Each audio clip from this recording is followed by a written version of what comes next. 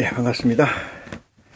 오늘은 누가복음 11장을 가지고 여러분과 함께 하나님과 함께하는 시간을 만들도록 하겠습니다. 먼저 기도하시겠습니다. 놀라우신 아버지 하나님, 저희가 무엇이든지 이처럼 사랑하시사 아버지의 깊은 성산으로 부르시사 오늘도 아버지의 은혜 가운데 머물게 하여 주시는지요. 아버지의 이런 사랑을 생각할 때마다 무한 영광과 찬양을 아버지께 드립니다. 아버지, 이 시간 특별히 머리 숙인 심령들 기억하여 주시고 이 시간을 축복하여 주심으로 말미암아 아버지께서 바라고 원하는 기쁨이 우리들에게 나타날 수 있도록 이것이 아버지께는 영광이 우리에겐 구원의 한 발짝 다가가는 귀한 축복의 시발점이 되도록 하여 주시옵소서. 이 시간을 아버지 또한 정결케 하여 주심으로 말미암아 말씀을 증거하고 듣는 자가 하나가 되어서 아버지의 의를 바로 나타날 수 있는 축복이 이 시간을 통해서 나타날 수 있도록 응하여 주시고 도와주시옵소서. 아버지 하나님, 처음 시간입니다. 끝까지 우리 아버지 홀로 영광받을 줄 저희가 믿사오며 우리 주 예수 그리스도 이름으로 기도합니다. 아멘. 네.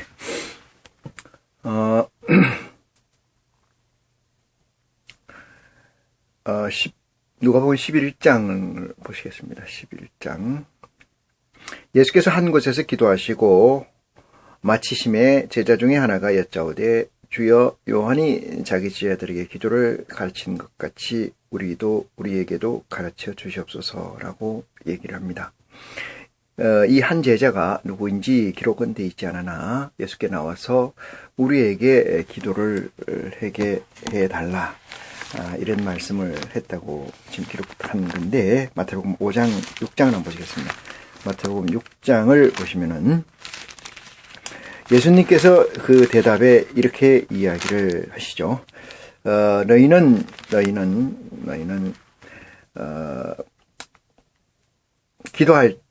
너희는 그러므로 6장 8절입니다. 마태복음 6장 8절. 그러므로 저희를 본받지 말라. 구하기 전에 너희에게 있어야 할 것을 하나님 너희 아버지께서 아시느니라. 이렇게 얘기했어요. 이 구해야 할 것이 하나님은 아신다. 그래서 그렇게 아심으로가 전제되어 있어요. 아심으로. 그러니까 아버지께서 온라인 상태에 늘 존치되어 있다. 상황이 설정되어 있다. 그것을 전제해서 그러므로 너희는 이렇게 기도하라. 이렇게 얘기합니다. 그러니까 기도할 때 그 위에 쭉 써놓여 있는 것처럼 이방인이 하는 것 같이 하지 말고, 중언부언 하지 말고, 기도할 때 골방에 들어가서 문을 닫고 엄밀한 중에 계시는 내 아버지께 기도하라. 엄밀한 중에 계시는 내 아버지께 기도하라는 것은 내 안에 계시는 아버지를 향하여 기도하라는 거예요. 그러니까 어디에 대중 앞에서 나타나신 하나님이 아니고 네 마음속에 너와 온라인상에 있는 그분을 향해서 기도하라, 이렇게 얘기되어 있는데, 구약에는 하나님이 어디 계시냐 하면은 하나님 모세가 시내산에서 받은 계명이 하나님이 계시는 것이요. 그게 언약궤라고 합니다만은 그 궤에 공의된 곳에 적시되어 있지만은 신약에서는 예수 그리스도의 세계에서는 네 안에 있는 하나님과 너가 온라인상에 있는 그분께 기도하라. 그분은 그러므로 네가 있어야 될 것이 무엇인가에 관해서 늘상 체킹하고 계시다. 그러므로 너희는 이렇게 기도하라고 하시는 거예요. 그것이 이제 오늘 마태복음 11장 2절에 예수님이 이렇게 누가 기자를 이렇게 기록했습니다마는 너희는 기도할 때 이렇게 기도하라. 아버지여 이름이 거룩히 여김을 받으시오며, 이렇게 했어요. 우리의 기도는 하나님이 여러분 하나님이 나와 온라인 상태가 되려면 어떤 상태가 돼야 되냐면은 찾고 구하고 두드리는 이 역사가, 이 사건이 24시간에 걸쳐서 저와 여러분에게 있어야 되는 줄 믿으시기 바랍니다. 그렇게 되면은 하나님께서 우리를 어떻게 하시냐?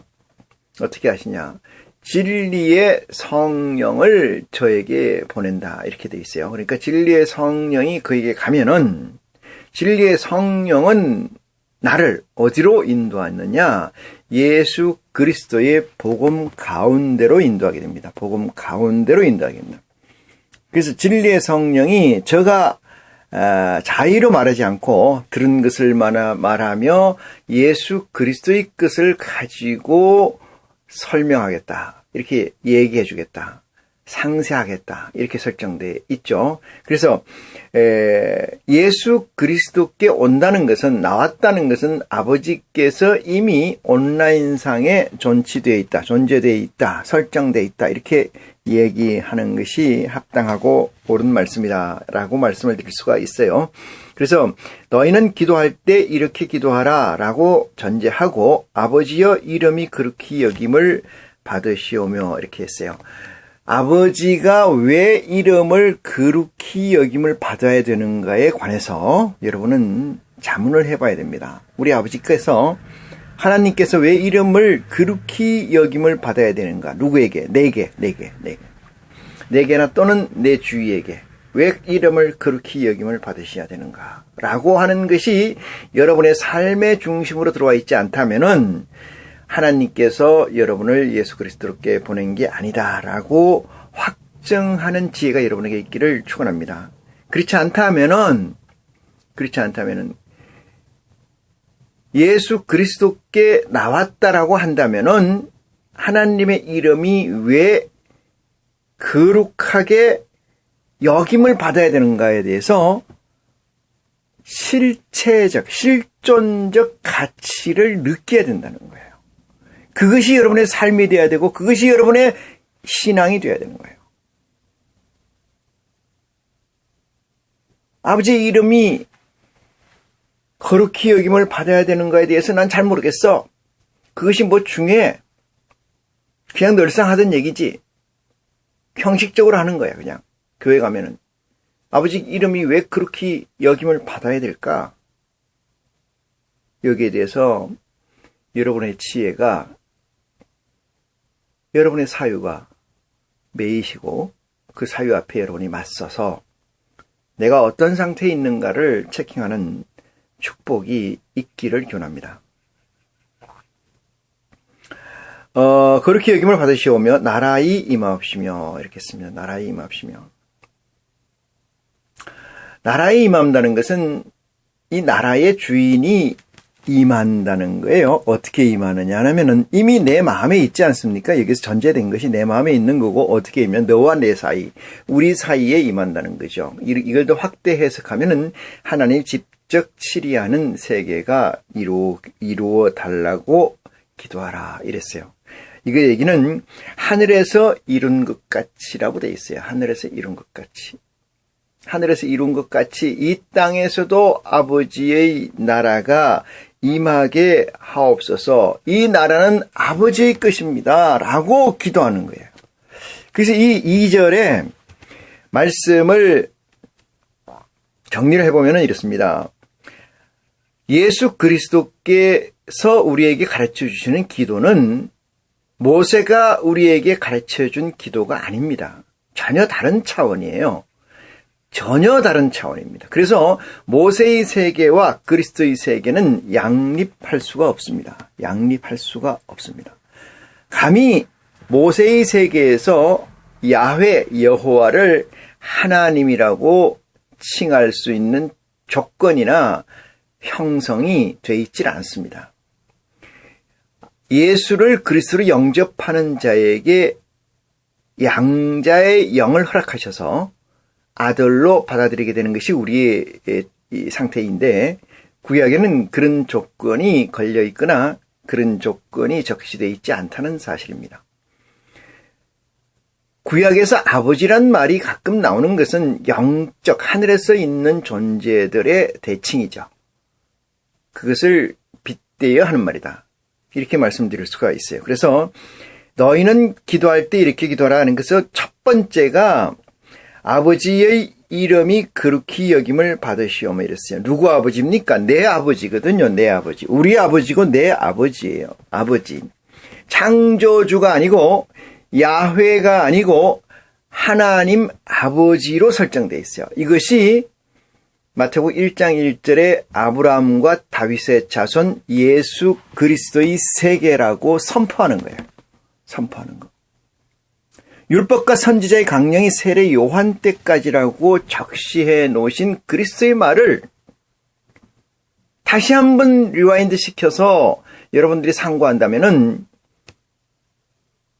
예수 그리스도의 기도와 그 전의 기도가 어떤 차이가 있는지 알 수가 있습니다. 여러분, 지금도 그리스도를 기다리고 있는 유대인들의 삶에 유대인들의 기도와 여러분들의 기도는 전혀 다른 기도가 돼야 돼요. 형식이나 구하는 내용이 다 달라야 된다는 거죠. 저들에겐 선지자, 소선지자, 대선지자, 저들에게는 제사장, 대제사장, 그들이 저들을 지배하고 그들의 삶이 지난 히스토리가 저들에게 있지만은 저들이 현재가 되지만 우리는 그것들에서 끝이고 그것들에서 마침이 예수 그리스도라는 사실을 깨우침 받는 축복이 여러분에게 있기를 간절히 기원합니다. 예수 그리스도의 세계라. 예수 그리스도의 세계라. 이거를 여러분 실존적 가치로 호흡으로 여러분이 느끼시고 가져야 됩니다. 그렇지 않으시다면은 하나님께서 여러분을 점지하지 않으셨다는 확정이라고 믿어도 좋습니다. 그래서 2절이 이렇게 중요합니다. 너희는 기도할 때 이렇게 기도하라. 너희는 기도할 때 이렇게 기도하라. 아버지는 그리스도가 예수님이 아버지라고 칭하는 존재. 너희도 같이 아버지라고 칭하라. 이것이 나의 덕분이고 내가 이 땅에 오지 않았으면 이런 일이 없었다. 그러면 종의 신분과 아들의 신분은 어떤 차이가 있을까요? 엄청난 차이가 있습니다. 마태복음에서도 일러줬던 것처럼 아들은 무슨 짓을 해도 아들입니다. 무슨 짓을 해도 아들. 왜 그렇습니까? DNA, RNA가 같기 때문에 그렇습니다.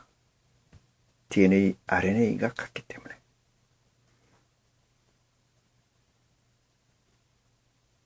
참으로 여러분은 그리스도와 하나님과 DNA, RNA가 같은지. 모세가 시내산에서 받은 율법은 저주의 법입니다. 저주의 법. 사망의 법입니다. 사망이 저희들을 지배하게끔 한 법입니다. 그것은 먹지 말라 명한 생명나무, 선악을 알게 하는 나무 과일을 먹었고 취하려고 했기 때문에 그렇습니다. 평생 고생해야 되고 배로 땅을 기어다니는 그런 저주의 법을 지금까지, 언제까지? 그리스도가 이 땅에 오시기 전까지 믿었던 것이 우리입니다. 그 법은 그리스도에까지 왔기 때문에 은혜가 되는 거죠. 고난이지만. 그렇지만 그것은 이제 온전케 해서 패하느니라. 온전케 해서 도말했다. 완성시켰다 이 말이죠. 완성이 됐다는 것은 여러 가지 의미가 있습니다만 축복의 의미보다도 완성의 의미는 그 존재의 끝입니다. 그 존재의 끝. 율법의 끝. 모세의 사명의 끝. 선지자들의 끝. 강령의 끝. 그 끝을 잇는 존재는 그리스도시고 이 그리스도는 지금까지 존재했던 가치에 견줄 수 없을 만큼 놀라운 축복을 우리에게 주시는 것이죠. 그 놀라운 축복인지 아닌지. 여러분, 어떻게 예수를 그리스도라고 믿는 사람들과 아직도 그리스도를 기다리고 있는 유대인들과 어떻게 어떤 존재로서 화합할 수가 있을까요? 어떤 존재로 양립할 수 있을까요? 전도? 성경에 그런 얘기가 없습니다. 저들에게 아직도 메시아를 기다리고 있는 저들을 하려고 했던 의지가 하나님께 있다면은, 우리 아버지께 있다면은, 바울 같은 선지자를 세우지 않았어요. 이방인에게 복음을 전달하라고 한 메시지, 사역이 바울입니다. 신약 성경의 3분의 2가 바울이죠. 바울의 목적. 바울이 서신에 군데군데 마태복음 7장에 슬피 울며 이를 가는 일이 있을 것이다. 바깥 어두운데 내어 쫓겨서 그것이 그리스도를 부정하는 저 어리석은 유대인들이라는 사실을 살펴보시는 축복이 여러분에게 있기를 간절히 기원합니다. 예수 그리스도는 빠진 거, 소외된 거, 나누어서 바깥 차원돼 있고 헐벗고 못 먹고 있는 우리들에게 메시아가 되는 영광을 가지고 이 땅에 오신 분이십니다. 그래서 예수의 제자들은 예수님께 우리에게 기도하는 방법을 가르쳐 주시옵소서라고 하는 거예요. 이거를 달리 또 해석해서 전에 있던 기도는 그대로 있고 또 새로운 방법을 또 그것도 병행해서 달라고 하는 거 아니냐 이렇게 해석하는 사람은 다시 한번 아버지께 구하고 찾고 두드리는 인내가 있기를 기원합니다. 아버지의 이름이 그렇게 여기심을 받으시오며 나라의 임하옵시며, 그래서 나라의 임하옵시라는 것은 이것은 이 땅이 전제가 다 하나님의 것이기 때문에 그렇다. 근데 하나님은 지금 왜 그러면은 직접적 처리를 하고 있지 않으신가? 이 얘기는 한 프로세싱을 통과해 줘야 되기 때문에 그렇습니다. 지금 프로세싱, 우리가 보는 시간값과 공간값이 하나님 우리 아버지께서 가지고 계시는 시간과 공간값이 같지 않다는 사실에서 여러분의 지혜가 있기를 바랍니다. 하나님의 세계로 우리가 올라가야 되는 거지 하나님의 세계가 우리로 내려오는 건 아닙니다. 올라간다는 얘기는 지금 이 3차원의 세상에서 4차원의 세상으로 우리가 올라간다는 얘기죠. 3차원의 세상은 우리가 더 내려가면은 2차원 세상, 1차원 세상이 있겠습니다만 그 세상에 우리가 내려가는 게 원하겠어요? 올라오는 게 좋겠어요? 하향 평준화가 좋겠습니까? 상향 평준화가 좋겠습니까? 그 다음에 이렇게 얘기합니다. 3절. 우리에게 날마다 일용할 양식을 주옵시고 이랬어요. 우리에게 날마다 일용할 양식을 주옵시고. 이것은 골방에 들어있는 온라인 상태에 계시는 아버지께서 우리의 살피고 것을 다 살피고 체킹하고 계시는 상태에서 하는 기도입니다. 날마다 일용할 양식을 달라고 하는 것은 비전을 달라는 거고 목적됨에 있어서 이정표를 달라고 하는 거죠. 그러니까 내가 어디까지 갔구나 확신과 또 희망을 그럴 수 있는, 앞을 더 갈 수 있는 용기, 그것이 양식인데 그것이 그리스도의 복음인 줄 믿으시기 바랍니다. 그리스도의 복음의 그 내용들이 상세히 기록되어 있기 때문에 그 말씀을 진리의 성령을 도움을 통해서 이해하게 된다면은 그것은 우리의 정말로 간절한 양식이 되는 줄 믿으시기 바랍니다. 만약에 영의 양식이 없다면은 여러분 인간적으로도 보면은 세상의 양식이 먹을 것이 아니고 희망이라는 사실을 알 수 있습니다. 세상에서 살아가는 것은 고되더라도 힘들더라도 아프더라도 싫더라도 견디기 힘든 고통이 오더라도 살아가는 것은 그 다음날 세상, 그 다음에 이루어질 세상의 가치, 그 희망을 가지기 때문에 살아간다는 거, 견뎌낸다는 거, 참아낸다는 사실을 견뎌볼 때 우리 믿는 자들에게는 하나님께서 그리스도에게 보낸 우리 아들된 자들에게는 이들에게 양식은, 진정한 양식은 하나님의 말씀이요, 하나님의 보살핌, 하나님의 지도를 우리는 찾아서 갈 수 있는 영적 양식이라는 사실을 염두에 두시기 바랍니다. 일용할 양식은 하찮은 미물에게도 있습니다. 하찮은 미물에게도 있습니다. 우리 정말 때 속담이 이런 거 있습니다. 아침에 일찍 일어나는 새는 먹을 거를 많이 찾을 수 있다. 왜? 먼저 먹을 수 있으니까. 이와 마찬가지로 이 세상에 존재하는 모든 생명체는 먹을 양식을, 지먹을 것을 타고난다고 할 만큼 그것들은 널려져 있습니다. 그러면 하나님을 아버지라고 부르는 RNA, DNA의 기본 속성이 있는 사람들이 구하는 양식은 어떤 양식일까? 그건 그리스도의 복음의 말씀이라는 사실을 명심해 주시는 축복이 여러분에게 있기를 기대합니다. 우리가 우리에게 죄 지은 자를 모든 자를 용서하오니 우리 죄도 사하여 주시옵소서 이렇게 얘기합니다.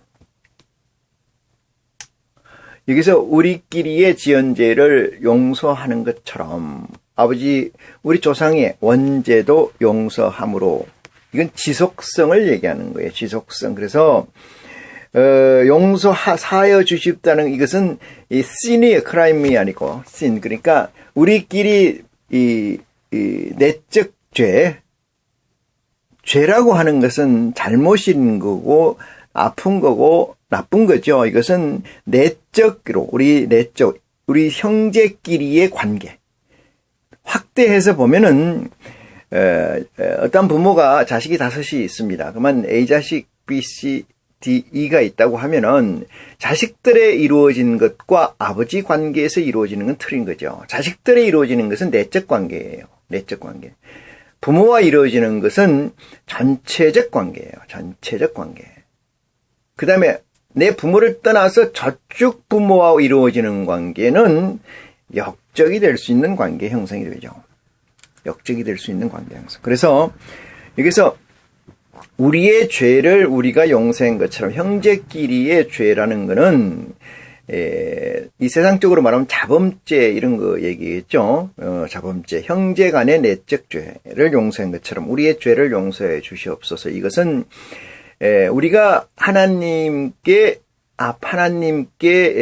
우리가 알림을 받고 하나님께 인정을 받고 하나님께 인도를 받는다는 것은 찾고 구하고 두드리는 역사가 지속됨으로써 있는 거예요. 이 찾고 구하고 두드리는 것이 지속됨으로써 우리에게 온 것은 그리스도 앞으로의 인도고 그리스도 앞으로 인도된 이 사실에서 우리 죄를 사하여 주시옵소서. 이 얘기는 마태복음 5장 1절에 2절에 나와 있는 것처럼 심령이 가난한 자는 복이 있나니 천국이 저희 것이요 이렇게 얘기했죠. 그 다음에 6번째가 뭐냐 하면은 마음이 청결한 자입니다. 마음이 청결한 자는 첫 번째 심령이 가난한 상태의 청결성을 얘기합니다. 청결성. 이 청결성을 가져야 되기 때문에 지금 여기서 말씀하시는 것은 우리의 죄를 사하여 주시옵시고 라고 얘기하는 끊임없는 청결성을 얘기하는 거예요. 그 다음에 우리를 시험에 들게 하지 마옵소서. 우리를 시험에 들지 말게 하옵소서. 들지 말게 하옵소서 라고 하라. 이 시험이라는 것은 템테이션으로 영문 성경엔 써져 있습니다만 이 시험이라는 것은 분별을 테스트하는 거죠. 분별을 테스트하는 거. 여러분 어떤 갈림길에 놓인다는 것은 시험이에요. 시험. 어떤 갈림길에 놓인다는 건 시험입니다. 칼을 들고 무를 자를 때, 칼을 들고 호박을 자를 때, 어떤 큰 칼을 들고 자를 때 칼을 드는 순간부터 내리치는 순간까지 아무 일이 없어야 되는 거잖아요. 다시 말해서 하나님께 간택됨을 시작을 해서 찾고 구하고 두드림으로 말미암아 아버지께서 우리를 이름을 불러주시고 누구야 너는 그리스도 앞에 나가라. 그러면 그리스도의 복음을 보게 되는 거죠. 진리의 성령의 도움을 통해서.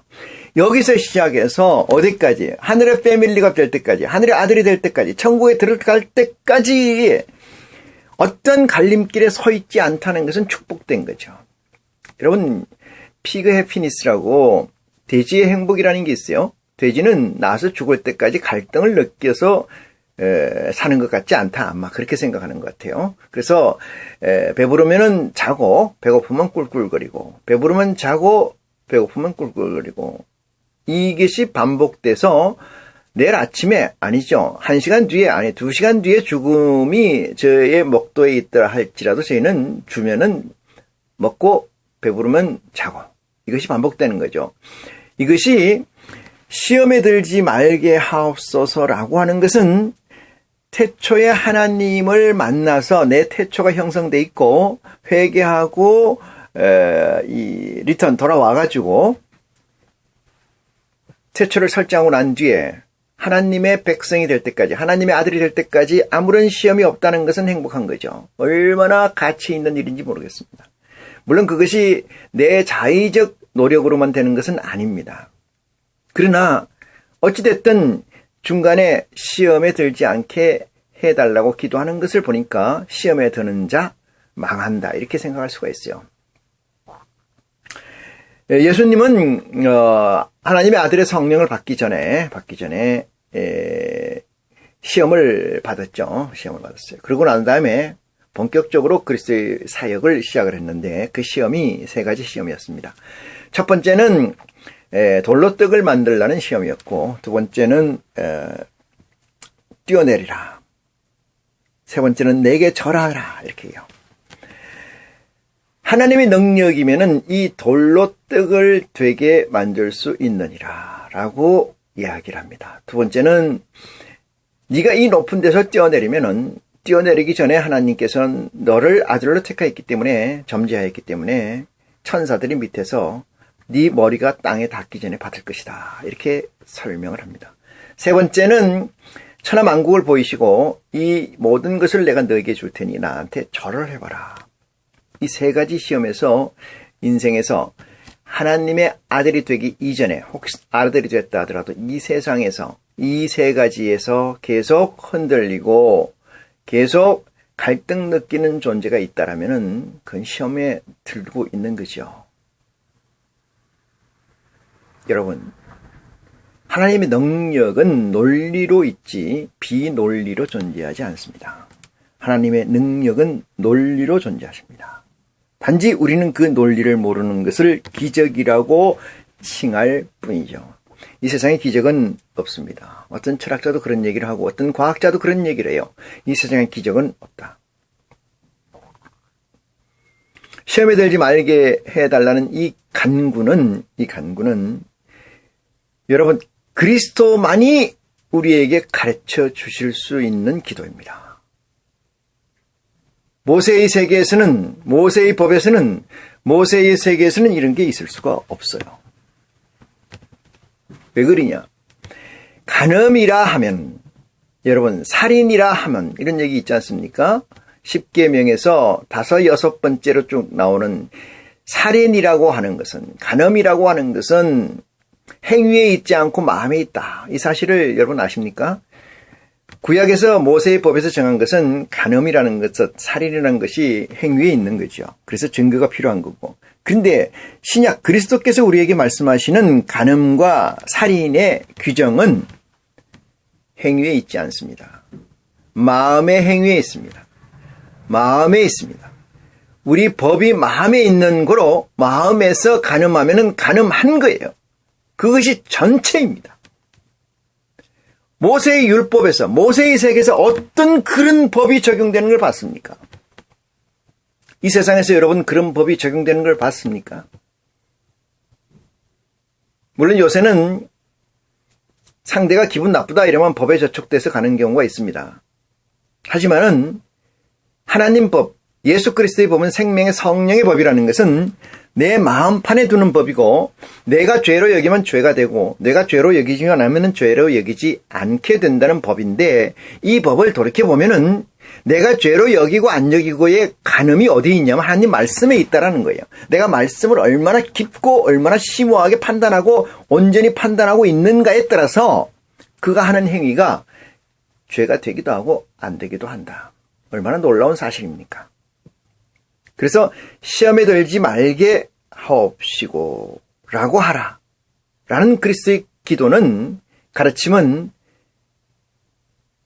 아브라함과 다윗의 자손 예수 그리스도의 세계라고 하는 이 엄청난 세계가 펼쳐진다는 시작점을 알리는 거예요. 시작점. 모세의 세계와 그리스도의 세계가 양립이 가능합니까? 양립이 가능하면 굳이 자기 아들까지, 당신의 아들까지 육신의 희생을 감내하면서 이렇게 할까요? 지혜가 여러분에게 있기를 축원합니다. 5절입니다. 또 이르시되 너희 중에 누가 벗이 있는데 밤중에 그에게 가서 말하기를 벗이여 떡 3덩이를 내게 빌려줘라. 6절입니다. 내 벗이 여행 중에 내게 와서 내가 먹을 것이 없노라 하면 제가 안에서 대답하여 이르되 나를 괴롭게 하지 말라. 문이 이미 닫혔고 아이들이 나와 함께 침소에 누웠으니 일어나 너에게 줄 수가 없노라 하겠느냐. 내가 너에게 말하노니 비록 벗 때문이 나여서는 일어나 주지 아니할지라도 그 강청함 간곡히 강력히 청함으로 인하여 일어나 그 소용대로 주리라. 내가 또 너희에게 이르노니 구하라. 그리하면 너희에게 주실 것이요. 이렇게 얘기합니다.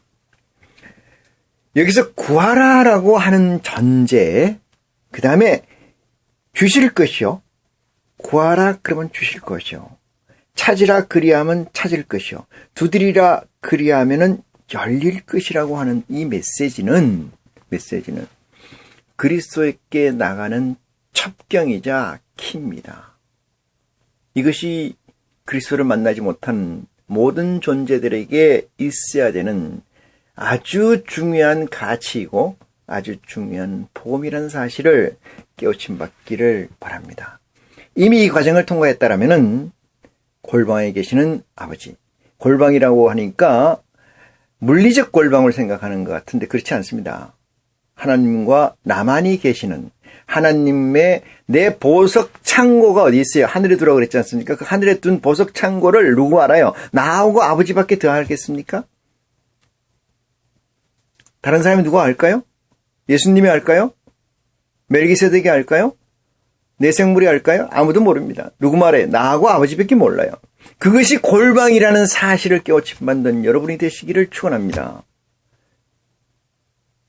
골방이라는 것은 아무도 들어갈 수 없는 방, 자기만 있는 방, 그 방이 골방이라고 생각합니까? 영적 사실이 그러하다는 거죠. 그래서 10절 구하는 이마다 받을 것이요 찾는 이가 찾을 것이요 두드리는 이에게 열릴 것이니라 이렇게 얘기합니다. 여러분 이렇게 이 말씀이 대단히 포괄적 설명으로 기재되어 있기 때문에 논자는 이렇게 얘기해요. 나는 구했는데 구해지지 않더라.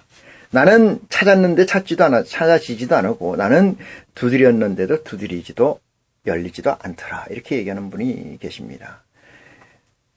다시 말씀드리면 하나님의 법은 내 마음판에 쓰는 법입니다. 내 마음판에 쓰는 법. 남한테 그런 소리 할 필요가 없어요. 내 마음판에 찾는 거고 내 마음판에 구하는 거고 내 마음판에 두드리는 거예요. 상대가 없습니다. 상대는 유일하게 존재하다면 아버지밖에 없습니다.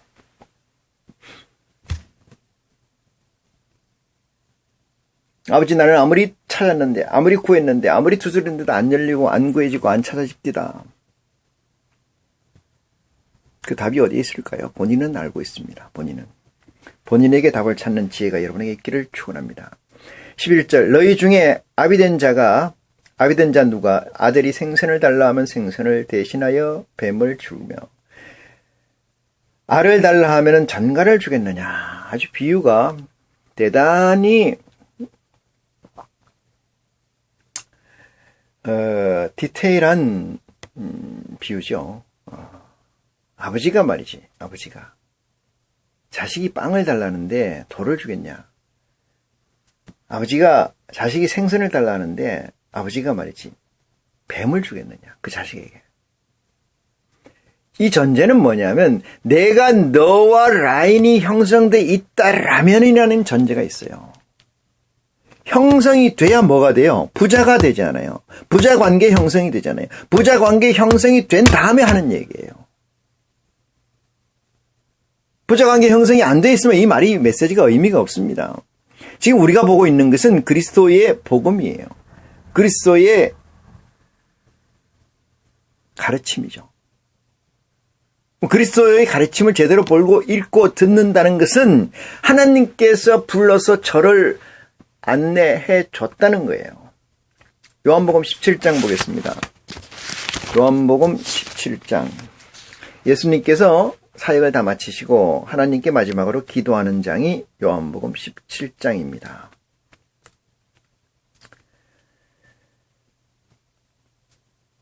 1절 그리스도의 말씀을 봅니다. 아버지여 때가 이르러 싸우니 아들을 영화롭게 하사 아들로 아버지를 영화롭게 하옵소서 라고 전제하고요. 2절 아버지께서 아들에게 주신 모든 자에게 영생을 주게 하시려고 아버지께서 아들에게 주신 모든 자에게 이렇게 했어요. 영생을 주게 하시려고 만민을 다스리는 권세를 누구에게 줬다는 거예요? 아들에게 줬다는 거예요. 아들에게.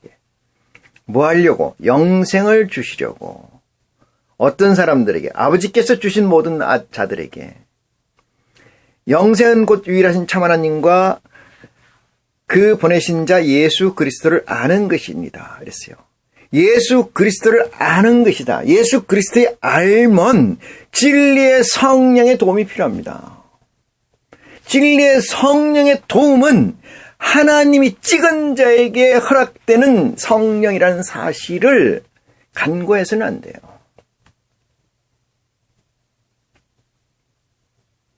사절입니다. 아버지께서 내게 하라고 주신 일을 내가 이루어 아버지를 이 세상에서 영화롭게 하였사오니 이렇게 얘기합니다. 아버지의 이름을 이 세상에서 영화롭게 하였다는 거죠. 아버지께서 창세전에 내가 아버지와 함께 가졌던 영화로서 지금도 아버지와 함께 나를 영화롭게 하옵소서.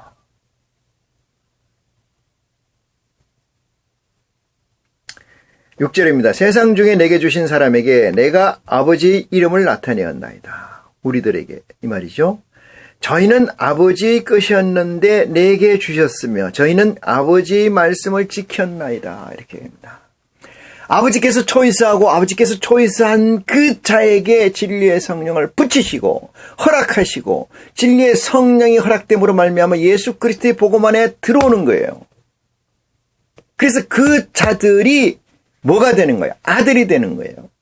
그 자들이 기도가 되는 거고 그 자들이 구할 것이 무엇이고 그 자들이 바라야 될 것이 무엇이라는 사실을 적시해 놓은 것이 오늘 말씀입니다. 그렇지 않다면 의미가 없는 거예요. 그래서 예수님께서 이렇게 기록해 놓으셨잖아요.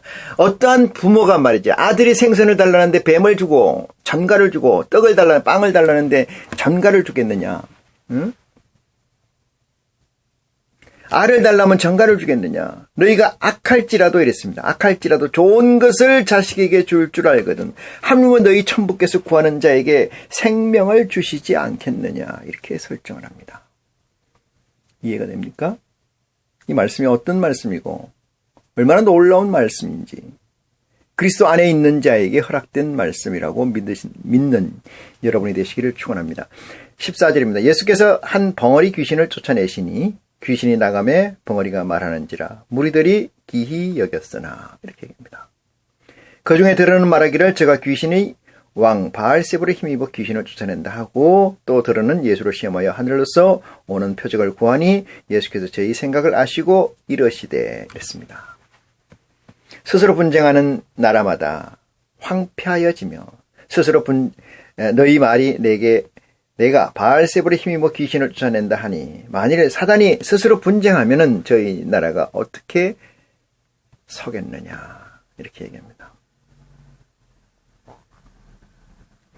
이 말씀 참 깊은 말씀인데 제가 제 설교를 보시면서 들으시면서 깨우침 받는 축복이 여러분에게 있기를 축원합니다. 이 말씀만 가지고 때에게 설명하기는 너무나 깊은 말씀이어서 홀로그램적 사유, 다시 말해서 포토스테이트 스틸 포토로 지혜를 가져가는 여러분이 되시면 좋겠습니다. 19절 내가 바알세불에 힘입어 귀신을 쫓아내면은 너희 아들들은 누구를 힘입어 쫓아내느냐. 그러므로 저희가 너희 재판관이 되리라. 이렇게 얘기하죠. 20절 그러나 내가 만일 하나님의 손을 힘입어 귀신을 쫓아내는 것이면 하나님의 나라가 이미 너희에게 임하였느니라. 이랬어요. 하나님의 나라가 너희에게 임하였느니라. 이건 그 첫째 하늘의 의미를 설명하는 것이기도 한데 하나님의 나라가 내가 귀신을 내가 능력으로 귀신을 쫓아낸다면은 하나님의 나라가 내 안에 임재해 있다. 이렇게 설정되어 있습니다. 귀신이라고 하니까 여러분 어떤 우리가 생각했던 믿기 전에 있었던 그런 귀신들로 생각하지 마시고 하나님의 역사를 방해하는 존재들을 귀신이라고 생각하시면 됩니다. 하나님의 역사를 방해하는, 만약에 여러분이 하나님의 말씀을 갈급해하고 그리스도의 복음을 전파하고 듣고자 하는데 거기에 방해되는 요소가 있다면 그것이 귀신이다, 이렇게 생각하시면 된다. 21절입니다. 강한 자가 무장을 하고 자기 집을 지킬 때에는 그 소유가 안전하되 더 강한 자가 와서 저를 이길 때에는 저희 믿던 무장을 빼앗고 저희 재물을 나누느니라. 나와 함께 아니하는 자는 나를 반대하는 자요, 나와 함께 모으지 아니하는 자는 해치는 자니라 했어요. 예수 그리스도께서 나와 함께 하는 자, 이 얘기는 뭐예요? 그리스도의 복음이 저에게 있는 자, 그리스도의 복음이 저에게 삶이 되는 자, 그리스도의 복음이 저에게 보석이 되는 자, 그리스도의 복음이 저가 되는 것, 그 자 아니면은 이 전제죠. 나와 함께 아니하는 자는 나를 반대하는 자라. 그게 뭐예요? 바알세불의 역사다. 귀신의 역사다. 더러운 귀신이 사람에게 나갔을 때 물 없는 곳으로 다니며 쉬기를 구하되 얻지 못하고 이에 가로되 내가 나온 내 집으로 돌아가리라 하고 이랬어요. 여기서 집이라는 거는 귀신이라는 이 존재가 있고 집이라는 게 있잖아요. 그 사이에 뭐가 있어요? 나라는 존재가 있어요. 나라는 존재. 지금 나오는 화자가 귀신, 나, 집. 여기에서 보면은 더러운 귀신이 사람에게서 나갔을 때에 이랬어요. 나갔을 때 물 없는 곳으로 다니며 쉬기를 구하되, 누가? 귀신이 그 얘기예요. 나갔을 때 물 없는 곳으로 다니며 쉬기를 구하되 얻지 못하고 이에 가로되 내가 나온 집 내 집으로 들어가리라 하고 와 보니 그 집이 소재되고 수리되었거늘 이랬어요. 여러분, 귀신이 나가면은 어떤 상태가 있어야 돼요? 비잖아요. 공간이 되잖아요. 싹 비어. 귀신이 나가면 말끔한 정상적인 상태가 되죠. 귀신이 나가면은. 이 세상에 사는 것은 어떻게 보면 다 귀신의 쏠림을 받은 존재들이 앞장서고 그 뒤를 따라가는 것들이 아닌가, 이런 생각을 해봅니다. 그러면 그 귀신이 다시 들어오죠. 나가봤자 마땅한 데가 없다. 그래서 와보니 집이 소재되고 수리되었거나 그랬어요. 여기서 집이라는 건 우리 육체를 얘기합니다. 육체. 여러분, 육체. 이에 가서 저보다 더 악한 귀신 7을 데리고 들어와서 그 안이 그 사람의 나중 형편이 이전보다 더 심하게 되느니라. 이렇게 얘기합니다. 이 나중 형편이 더 심하다는 이런 모든 기준은 하나님 말씀 기준입니다. 말씀 기준. 세상 기준이 아니라는 것을 염두에 두시기를 바랍니다.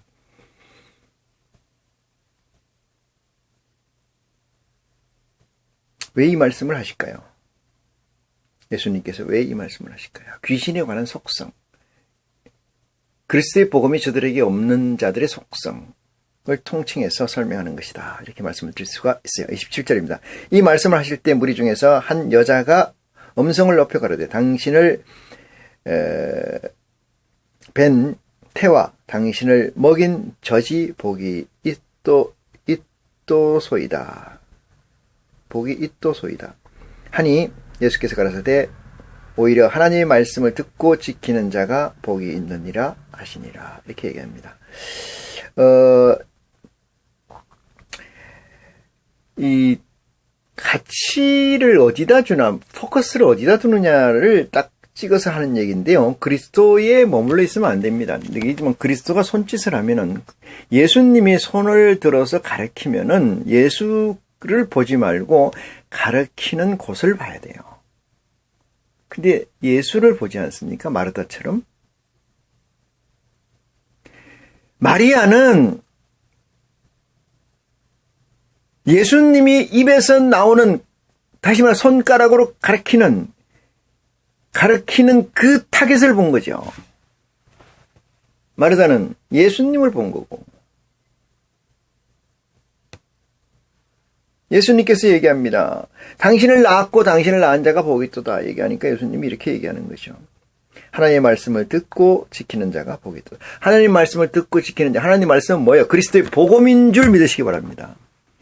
그리스도의 복음을 알려면 어떻게 돼요? 찾고 구하고 두드리는 역사가 있어야 되고, 그것이 하나님께 상달됐을 때 하나님께서는 그 자에게 그리스도에게로 안내하는, 인도하는 놀라운 축복이 있는 줄 믿으시기 바랍니다. 이것이 하나의 하나님의 알고리즘이에요. 29절입니다. 무리가 모였을 때 예수께서 말씀하시되 이 세대는 악한 세대라. 표적을 구하되 요나의 표적밖에는 보일 표적이 없나니 요나가 니느웨 사람에게 표적이 된 것과 같이 인자도 이 시대에 그러하니라. 이렇게 얘기합니다. 이 구약에 나와 있는 이 요나는 그 상징적으로 쓰여져 있다. 이렇게 말씀을 드릴 수가 있어요. 그러면 여기서 보니까 요나가 나오네. 요나가 뭐야?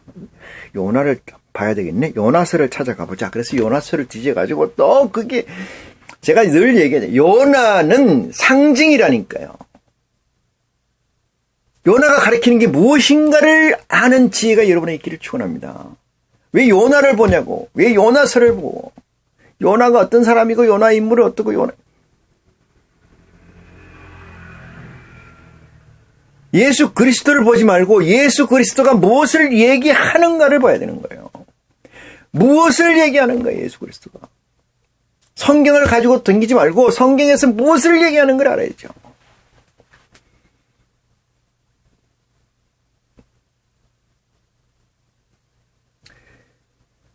(31절입니다) 심판 때에 남방 여왕이 와서 일어나 이 세대 사람을 정죄하리니 이는 그가 솔로몬의 지혜로 말을 들으려고 솔로몬의 지혜로운 말을 들으려고 땅 끝에서 왔음이니와 솔로몬보다 더 큰 이가 여기 있으며 이러잖아요. 솔로몬을 봐야 되겠네. 남방 여왕이 뭐야? 결론 얘기하시잖아요. 솔로몬보다 큰 이가 여기 있으며, 이게 여기 있으며. 여러분, 사람은 비교의 동물이에요. 어느 것이 큰가를 그걸 구분 못합니까? 솔로몬을 봐야 돼요? 다윗을 봐야 됩니까? 요나를 봐야 돼요? 여기 있다고 그래요. 그보다 큰 이가 여기 있다 이랬잖아요. 그보다 큰 이가 여기 있으며. 32절입니다. 심판 때 니느웨 사람들이 일어나 이 세대 사람을 정죄하리니 이는 그들이 요나의 전도를 듣고 회개하였으면와 요나보다 더 큰 이가 여기 있느니라. 그리스도의 완성을 아십니까? 이쯤에서 앞에 써놓은 게 무슨 의미가 있어요? 무슨 의미가 있습니까?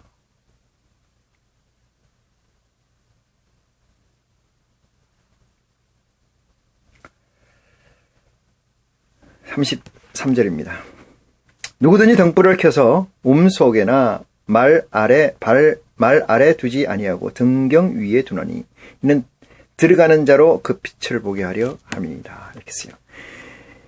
네 몸의 등불은 눈이라 하였어요. 네 몸의 등불은 눈이라. 네 눈이 성하면 온 몸이 밝을 것이요 만일 나쁘면은 네 몸도 어두우리라. 여기서 눈이라는 것은 본다는 거예요.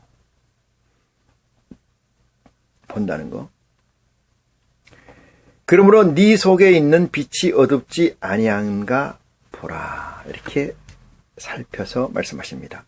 네 온몸이 밝아 조금도 어두운 데가 없으면 등불의 광선이 너를 비출 때에 같이 온전히 밝으리라 하시니라. 37절입니다. 예수께서 말씀하실 때에 한 바리새인이 자기와 함께 점심 잡수기를 청함으로 들어가 앉으셨더니 잡수기 전에 손 씻지 아니하심을 이 바리새인이 보고 이상히 여기는지라. 예수께서 이르시되 너희 바리새인은 지금 잔과 대접의 겉은 깨끗이 하나 너희 속인즉 탐욕과 악독이 가득하도다. 어리석은 자들아 밖을 만드신 네가 속도 만들지 아니하셨느냐. 오직 그 안에 있는 것으로 구제하라. 이랬습니다. 그리하면 모든 것이 너희에게 깨끗게 하리라. 깨끗함과 더러움이라는 것은 온전함과 비온전함이죠. 깨끗함이라는 것은 온전함이에요. 온전함. 바다는 하늘과 땅 외에 생성된 것인데 그것이 섞인 거죠. 그래서 그게 더러운 거예요. 공중도 그와 비슷한 의미가 있습니다만은 깨끗함이라는 것은 여기서 기준은 누구예요? 아버지 말씀, 아버지 사유 기준이에요. 우리가 생각하는 기준이 아닙니다. 깨끗함이. 여러분, 우리가 깨끗한 것을 전 세계인이 다 깨끗하다고 생각하지 아니할 수도 있어요. 김 집사가 깨끗하는 것을 비 집사가 아니라고 할 수도 있습니다. 우리의 기준은 우리 각자의 개인이 되는 것이 아니고 하나님 말씀이 되는 줄 믿으시기 바랍니다. 하나님 말씀이라고 칭하는 것은 예수 그리스도의 복음 외에는 없는 줄 믿는 축복이 여러분에게 있기를 축원합니다.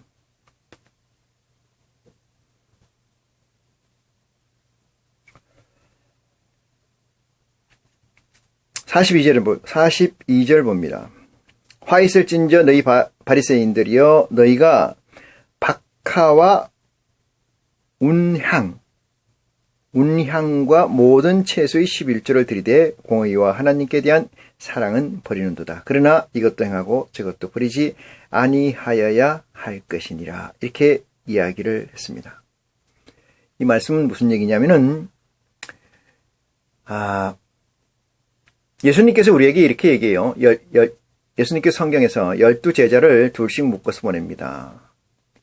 이스라엘에 잃어버린 양의 집으로 가라. 내가 너희를 보내면 이리 가운데로 보내는 것 같다. 이렇게 얘기를 하시고 그들이 갔다 와서 많은 능력을 행한 줄 알았지만은 병 고치는 거 하나 제대로 못해서 그 병자 아버지가 예수님께 찾아와서 얘기를 하죠. 당신의 제자들이 아무리 쇼를 해도 아무리 생쇼를 해도 못 고치더라. 예수님께서 이렇게 얘기합니다. 그 제자들을 보고 뭐라고 얘기하냐면은 믿음이 적은 자들아 이렇게 얘기합니다. 성경에서 믿음이 적다는 것은 없다는 얘기입니다.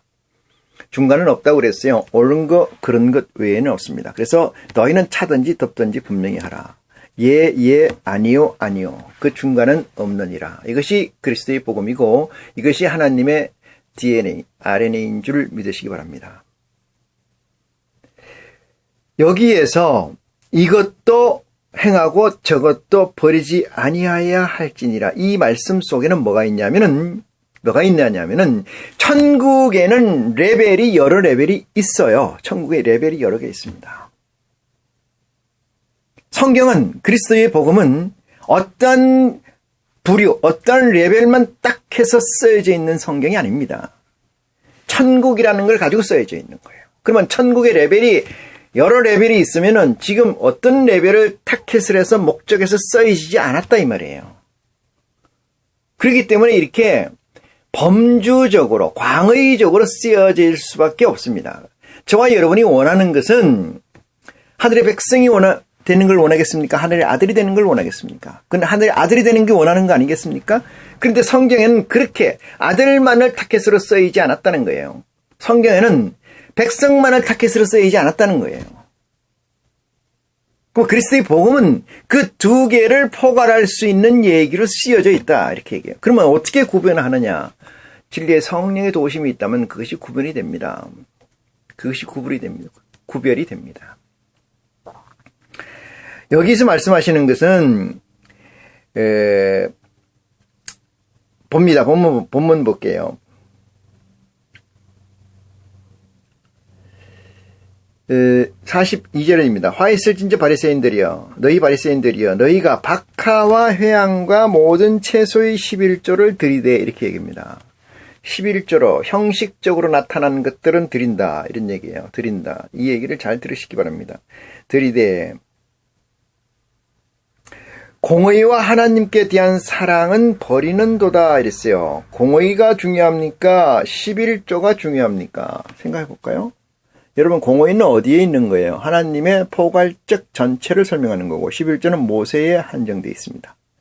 모세의 법에 한정되어 있습니다. 모세의 법에 한정되어 있는 게 중요하겠습니까? 하나님 법의 공의가 중요하겠습니까? 이것은 판단은 지혜로 하는 거예요. 각자 하는 거죠. 어떤 사람에게도 강요되거나 확정되어 있는 게 없어요. 버렸도다. 뭘 버렸다는 거예요? 공의와 하나님에 대한 사랑은 버렸도다.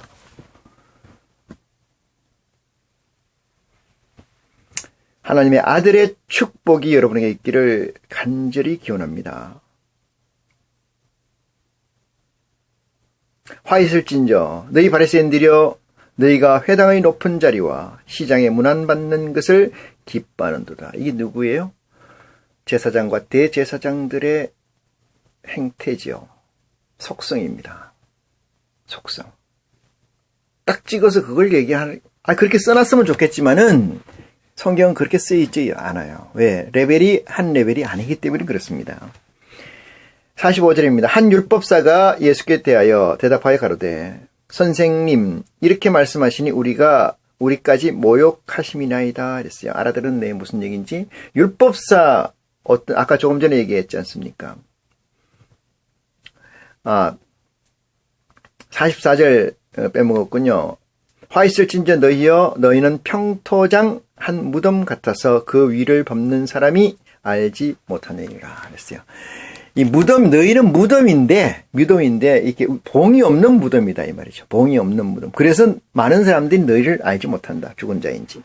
한 율법사가 대답하여 가로되 선생님 이렇게 말씀하시니 우리까지 모욕하심이나이다. 가라사대 화 있을진저 또 너희 율법사여 지기 어려운 짐을 사람에게 지우고 너희는 한 손가락도 이 짐에 되지 않는도다. 화 있을진저 너희는 선지자들의